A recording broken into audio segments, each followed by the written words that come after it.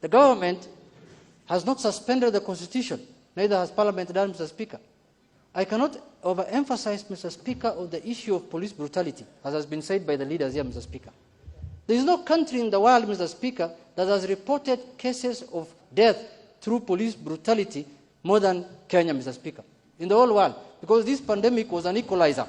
It was happening all over the world, all over the globe, Mr. Speaker. Mr. Speaker, our police force cannot behave like goons in uniform, Mr. Speaker. These are people who have been trained properly to protect lives and property of Kenyans, Mr. Speaker. That's why they are, Mr. Speaker. Unless they have instructions to do that, Mr. Speaker. Secondly, Mr. Speaker, this government has not done anything that is tangible other than announcing numbers, Mr. Speaker, every 3 o'clock of the day, Mr. Speaker. Mr. Speaker, this is one government that could not afford to give its citizens this thing, what is called, a mask, Mr. Speaker, which is worth 3 shillings, Mr. Speaker. Leave alone food. No, let's say 20 shillings. Members of Parliament are buying in their constituencies for people masks, Mr. Speaker. We were told that there will be free sanitizers, Mr. Speaker. Kenya Pipeline will produce alcohol-based sanitizer, Mr. Speaker. Corona is almost ending. I think they have washed it with their hands. Now they are washing it with their legs, Mr. Speaker. Because we have not seen any free sanitizer in our constituency, Mr. Speaker. Mr. Speaker, it cannot be business as usual, and we keep quiet. We have the mandate constitutionally to represent the people. We have sovereign power, Mr. Speaker. Mr. Speaker, this is a government that is unable to feed its people, that cannot give free masks to its people, that cannot give free sanitizer to its people. What else can they do? Mr. Speaker, we are not going to allow this government to contact trace people who have coronavirus in their homes, force them into quarantine, and expect them to pay for the upkeep, Mr. Speaker. The government must pay for the upkeep of people in quarantine that they have traced through their contact, Mr. Speaker. Mr. Speaker, if somebody has broken the law, you can quarantine him. No, I have not finished. I know you're not happy with what I'm saying today. Mr. Speaker, if somebody has been traced with quarantine, Mr. Speaker, and is quarantined, the government must pay that bill, Mr. Speaker. They have the money.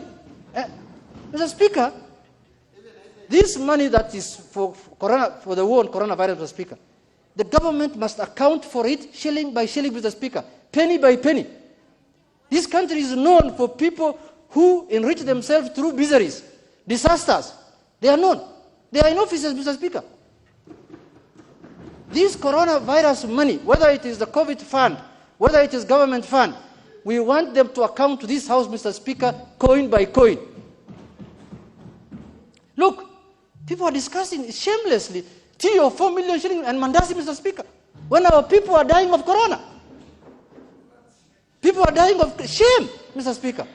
Shame, Mr. Speaker. We must condemn that act with the strongest terms possible, Mr. Speaker.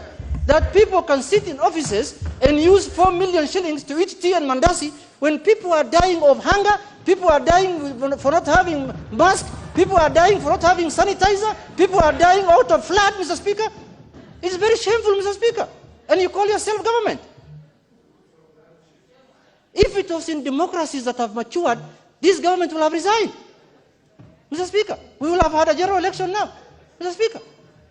Because if you cannot defend your people from floods, you cannot defend your people by buying them masks, Mr. Speaker, you're not worth even the name to be called government, Mr. Speaker. Mr. Speaker, in conclusion, I want this House to rise up to the occasion and hold this government accountable for every action, omission, and commission that they do against the people of this country, Mr. Speaker. With those few remarks, Mr. Speaker, I really condemn what's happening in this country. And it's not a check, Mr. Speaker, to do whatever you want, as the leader said here. Very well. Very well. Honourable members.